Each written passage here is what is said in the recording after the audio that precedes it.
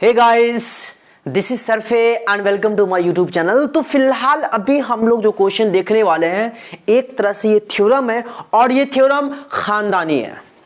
खानदानी कहने का सेंस हमारा यह है कि बहुत ही इंपॉर्टेंट क्वेश्चन है, बहुत ही इंपॉर्टेंट थ्योरम है, क्योंकि ये थ्योरम जो होता है मेरे ख्याल से जनरली सारे बोर्ड एग्जाम में पूछे ही जाते हैं, चाहे वो बिहार बोर्ड हो, चाहे वो किसी भी स्टेट का हो और सीबीएसई का भी। आप देखना चाहते हो बैक ईयर का देख सकते हो, फिर इससे बैक ईयर का देख सकते हो, पता चलेगा कि ये कंटिन्यू रिपीट हुआ है, हर साल रिपीट हो रहा है। तो आप इसी से अंदाजा लगा सकते हो कि हो सकता है कि इस बार भी आपके एग्जाम में टपक सकता है।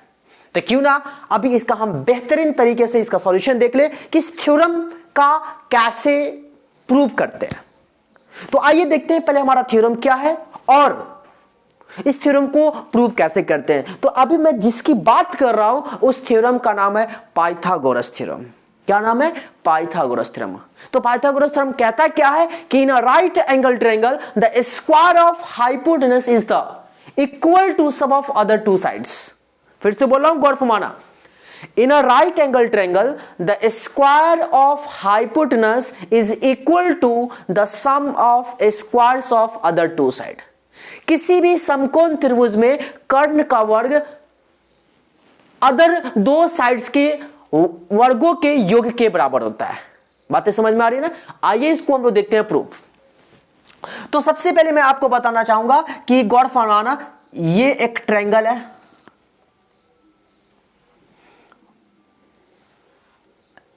ये एक ट्रायंगल है A B C.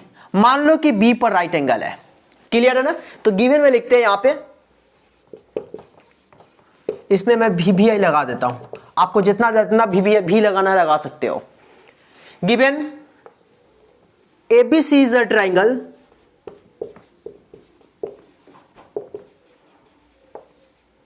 ABC is a triangle comma right angle at B. कहां पे राइट एंगल है? बी पे राइट एंगल है। टू प्रूव, तो हमें प्रूव क्या करना है? कर्ण का वर्ग। तो आप बचपन से जानते हो कि 90 का अपोजिट साइड जो होता है उसको कर्ण कहते हैं, उसको हाइपोटेनस कहते हैं। तो यहां पे कर्ण का वर्ग मतलब क्या? AC का स्क्वायर अदर दो साइड्स के वर्गों के योग के बराबर है। मतलब अदर दो साइड्स कौन बच गया? ए बी, तो इसका वर्ग का मतलब स्क्वायर, तो ए बी का स्क्वायर, और फिर कौन साइड बच गया? बी सी, तो बी सी का स्क्वायर, और इस दोनों के सम के इक्वल होता है क्या? हाइपोटेनस। जरा फिर से मैं बताना चाहूंगा कि AC का स्क्वायर इक्वल होता है AB square plus BC square. मतलब 90 का अपोजिट साइड हाइपोटेनस होता है और उस हाइपोटेनस का स्क्वायर अदर दो साइड्स के स्क्वायर के सम के इक्वल होता है। क्लियर? अभी हमें यह प्रूव करना है। तो अब हम यहां पर लिखते हैं क्या? कंस्ट्रक्शन। इसमें कुछ कंस्ट्रक्ट करना पड़ेगा। क्या करना पड़ेगा? जरा गौर फरमाइए। आप जो देख पा रहे हो बी, इस बी से AC पर परपेंडिकुलर ड्रॉ करेंगे, इसका नाम दे दो BD। हमने क्या किया? Draw BD perpendicular on AC। Draw BD perpendicular on AC। और जब हम BD से AC पर हम परपेंडिकुलर ड्रॉ कर रहे हैं तो पता हमें यह चल रहा है कि हमें क्या क्या मिलेगा। जरा गौर फरमाओ। अब यहां से कहानी आपका स्टार्ट हो रहा है प्रूव करने का। एक बात हमेशा याद रखिएगा, अभी मैं जो इसे प्रूव करने जा रहा हूं ये सिमिलरिटी के क्राइटेरिया को फॉलो करते हुए अभी हम पाइथागोरस थ्योरम को प्रूव करेंगे।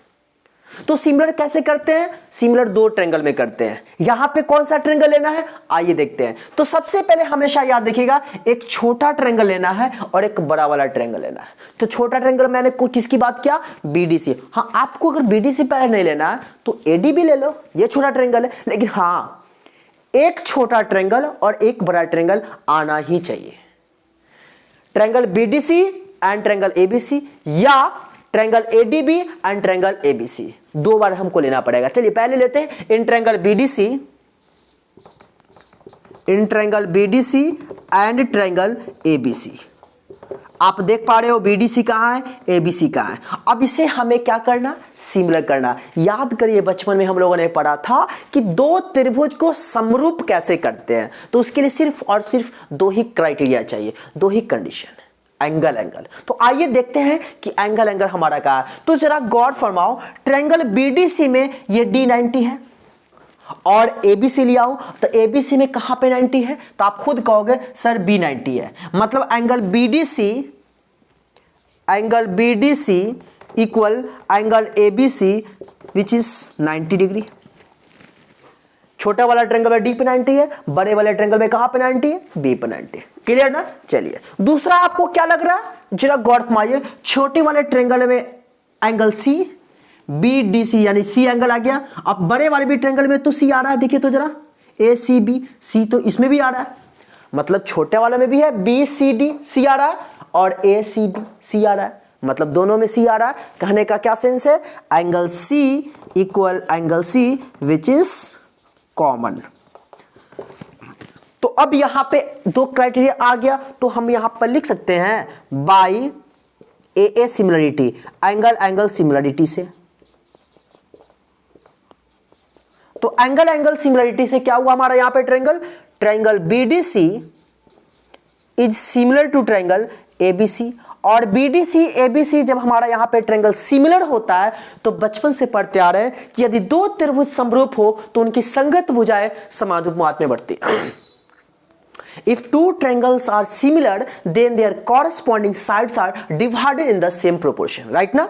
आइए इसको प्रोपोर्शन कहते हैं। तो आपको शायद याद होगा, मैंने पिछले क्लास में बोला था कि जब आप दो ट्रायंगल को सिमिलर करो तो उसमें बच्चे कंफ्यूजन में क्या रहते हैं कि कॉरस्पॉन्डिंग साइड ही नहीं ले पाते। तो मैंने एक बेहद अच्छा तरीका बताया था कि जब भी दो ट्रायंगल को आप सिमिलर करो तो जिस क्राइटेरिया से ट्रायंगल को सिमिलर करो उस क्राइटेरिया का अपोजिट साइड ले लो, वही आपका कॉरस्पॉन्डिंग साइड हो जाएगा। यहां पे वही बात करने वाले हैं। तो जब हमारा सिमिलर हो गया तो हम लेंगे कॉरस्पॉन्डिंग साइड्स प्रोपोर्शन में। तो कौन सा, जरा गौर फरमाओ, हमने क्या क्राइटेरिया लिया है, एंगल D और एंगल B। तो D का अपोजिट साइड कौन हो गया हमारा, देख सकते हो BC। तो BC बाई, अब D 90 लिए है और कौन सा 90 लिए है, खुद देख सकते हो B 90 है। तो B तो आपका पूरा बड़े वाले ट्रायंगल में है, तो बड़े वाले ट्रायंगल में B का अपोजिट साइड हमारा हो गया AC। तो BC by AC date equal, गौर माना। अब क्या लिए हैं, C और C। तो हम यहां पर ऊपर में क्या लिए, छोटा वाला ट्रायंगल ना, तो पहले छोटा वाला ही ट्रायंगल लें, उल्टा मत ले लेना। छोटा वाला ले रहे हैं ऊपर में तो छोटा वाला ही ट्रायंगल, बड़े वाला ट्रायंगल लेते हैं तो बड़े वाले को देखते हैं। तो यहां पे अब बच गया C। तो C के सामने देख लो छोटा वाला ट्रायंगल में कौन है, BD। तो यहां लिखेंगे क्या, BD बाई, और बड़े वाले ट्रायंगल में कौन है, C का अपोजिट साइड AB। तो BD by AB that equal. अब रेस्ट हमारा कौन बच गया, जरा गौर फरमाओ, BC BD, देखिए कहां है BC BD, तो बच गया कौन, CD। तो CD बाई CD का कॉरस्पॉन्डिंग साइड कौन बच जाएगा, देखिए AC AB, देखिए कहां है AC AB, तो बच गया आपका BC बच गया ना। तो यहां लिखिए क्या, BC। उम्मीद है दिख रहा होगा। अब जरा एक बात मुझे बताइए, हमें क्या चाहिए, BC square plus AB square equal AC square, square में चाहिए ना। तो आप जरा सोचिए कि यहां पे BC स्क्वायर या AB स्क्वायर किस दो को इक्वल करके हम ले आएंगे। तो आप बताओ, क्या इसको बराबर करेंगे, क्रॉस मल्टीप्लाई करेंगे तो कहीं पर किसी का स्क्वायर आ रहा है क्या, देखिए तो जरा, किसी का स्क्वायर आ रहा है, तो आप कहोगे सर नहीं आ रहा है। यहां पर देखिए फर्स्ट वाला टर्म और थर्ड वाला टर्म, देखिए जरा, first term BC by AC है और third term CD by BC है। हां, अगर फर्स्ट को थर्ड के इक्वल करते हैं तो BC इंटू BC स्क्वायर आ जाएगा। मतलब कहने का सेंस क्या है कि BD और AB में फिलहाल हमें यहां पे रिश्ता नहीं लेना है। तो अब मैं यहां पे, आप खुद बताओ क्या लिख सकता हूं, BC by AC equal CD by BC। अब यहां पे क्रॉस मल्टीप्लाई करोगे तो BC into BC square equal CD into AC, आप इक्वेशन 1 मान लो। उम्मीद है यहां तक बातें आपको समझ में आई। BC square equal CD into AC। यहां तक लाने के लिए हमने क्या किया, आइए थोड़ा सा उस बात को भी देख लेते हैं। ये छोटा ट्रायंगल लिए हैं और बड़े वाला ट्रायंगल लिए, क्या किए हैं, सिमिलर किए हैं। जिस क्राइटेरिया से सिमिलर किए हैं उस क्राइटेरिया का अपोजिट साइड लिए हैं। अब देखें कि किस में मेरे को स्क्वायर आ रहा है, उसी को लिए। तो हमें BD और AB में अगर इसका रिश्ता लेते हैं फर्स्ट सेकंड के, तब भी स्क्वायर नहीं आता। सेकंड थर्ड के इक्वल करते तब भी स्क्वायर नहीं आता। तो किसको इक्वल कर कर स्क्वायर लाते, तो आप देख सकते हो फर्स्ट एंड थर्ड। क्लियर बात है। चलिए अब आगे मूव करते हैं। BC स्क्वायर हो गया। अब सोचिए हमें AB स्क्वायर भी चाहिए। खैर अभी फिलहाल अगर याद नहीं आ रहा कोई बात नहीं, आप ऐसे समझो ये ट्रायंगल हमने लिया है और बड़े वाला ट्रायंगल लिया है। अब फिर वही पुरानी बात, फिर छोटा ट्रायंगल बड़े वाला ट्रायंगल। कौन छोटा ट्रायंगल बच गया, ये। तो लिखिए क्या, in triangle ADB and triangle ABC। उम्मीद है आपको बातें समझ में आई। ADB and triangle ABC। तो आप फिर वही पुरानी बात, जिस तरीके से मैंने इसको सिमिलर किया वैसे ही उसी क्राइटेरिया को अप्लाई करते हुए इसको भी सिमिलर करना है। क्या करेंगे, जरा गौर फरमाइए।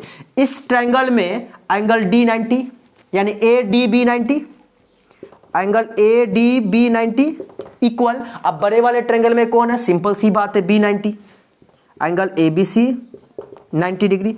और दूसरा आपको क्या लग रहा है, जरा गौर फरमाइए। ये एंगल जो देख रहे हो एंगल A, छोटे वाले में भी ट्रायंगल में भी है, देखिए छोटे वाले में है ना, और बड़े वाले ट्रायंगल देखिए बड़े वाले ट्रायंगल में भी A है। तो angle A equal angle A हमारा यहां पे क्या होगा, कॉमन। हाँ, इससे पहले हमने जो प्रूफ किया था उसमें ये ट्रायंगल और बड़ा वाला ट्रायंगल आया था तो C कॉमन आया था, लेकिन इसमें और बड़े वाले ट्रायंगल में A हमारा कॉमन आ रहा है। तो यहां पर लिख सकते हैं क्या, बाई AA सिमिलरिटी से,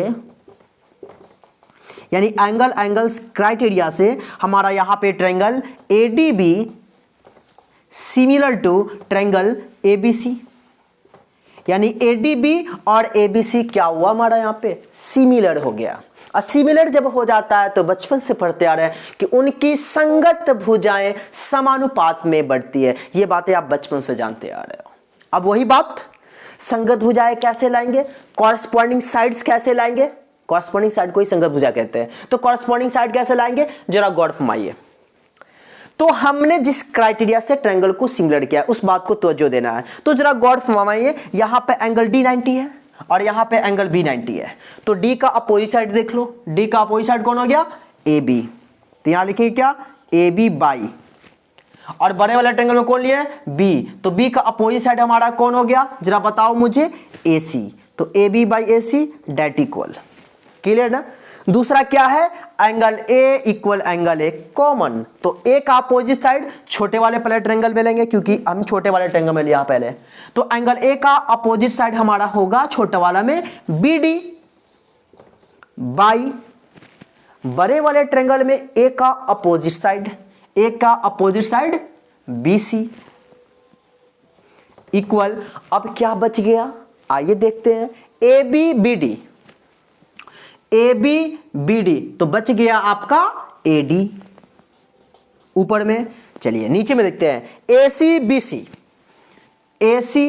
BC क्या बच गया, AB। तो आइए यहां पर लेते हैं AB।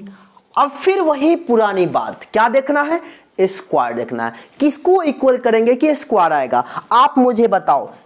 सेकेंड थर्ड को इक्वल कर रहा है, BD into AB BC into AD, square आ रहा है, आप कहोगे नहीं आ रहा है। चलिए फर्स्ट को सेकंड की इक्वल करते हैं, AB into BC equal AC into BD, square आ रहा है, नहीं आ रहा है। अब चलते हैं फर्स्ट वाला टर्म और थर्ड टर्म को देखते हैं, AB into AB square, AC into AD, यानी स्क्वायर आ गया ना, किसको, फर्स्ट और थर्ड को किए, यानी कि BD बाई BC का यहां पे हमारा कोई रोल नहीं होगा। तो इसको हम नेग्लेक्ट कर देंगे क्योंकि तीनों आपस में इक्वल है। तो क्या करेंगे यहां पे, आइए गौर फरमाते हैं, क्या लिखेंगे, AB बाई AC इक्वल क्या होगा, AD by AB। Cross multiply करोगे आप तो यहां पे आएगा AB square equal AD into AC, equation 2। उम्मीद है यहां तक बातें समझ में आई। मैंने क्या क्या सो आप फॉलो कर रहे हो, उम्मीद है। चलिए अब करना क्या है कि इक्वेशन 1 और इक्वेशन 2 पर तवज्जो देना है। इक्वेशन 1 हमारा कहां है, आप देख सकते हो इक्वेशन 1 यहां है, इक्वेशन 2 कहां है, इक्वेशन 2 यहां है। अब देखिए कि रिलेशन क्या चाहिए, हमें चाहिए ए बी स्क्वायर प्लस में बी सी स्क्वायर। तो यहां पे आपका बी सी स्क्वायर है, यहां पे आपका ए बी स्क्वायर है। तो इस दोनों को क्या करेंगे कि प्लस में आएगा, सिंपल सी बात है, प्लस करना होगा, तभी तो A B square plus B C square आएगा। हम यहां पे इक्वेशन 1 और इक्वेशन 2 को क्या करें, खुद सोचिए। क्या माइनस करेंगे, तो माइनस करेंगे तो बीच में प्लस चाहिए हमको, माइनस तो आएगा, प्लस तो आएगा नहीं। मल्टीप्लाई करेंगे, क्या हमको मल्टीप्लाई यहां साइन लग रहा है, प्लस लग रहा है, तो क्या करेंगे यहां पे adding equation 1 and 2, adding equation 1 and equation 2। अब इक्वेशन 1 यानी समीकरण 1 और समीकरण 2 को हम प्लस करने जा रहे हैं। जरा गौर फरमाइएगा, प्लस भी कैसे करते हैं, एलएचएस वाले को एलएचएस के साथ एंड आरएचएस वाले को आरएचएस के साथ। बिल्कुल सिंपल मेथड बता रहा हूं, बेसिक चीज बता रहा हूं कि कोई भी बंदा, किसी भी कैटेगरी का बंदा हो, किसी भी मतलब समझ पा रहे हैं ना, किसी भी स्टेज का, वो आप आराम से बातें समझ पाएंगे। देखिए तो क्या लिखेंगे, बी सी स्क्वायर अब प्लस एलएचएस, इसका आरएचएस, एलएचएस क्या ए बी स्क्वायर इक्वल, अब इसका आरएचएस हमारा क्या है सी डी इंटू ए सी, अब प्लस इसका आरएचएस क्या है ए डी इंटू ए सी। अब जरा मुझे एक बात बताओ, ये B C square plus A B square रहने दो फिलहाल।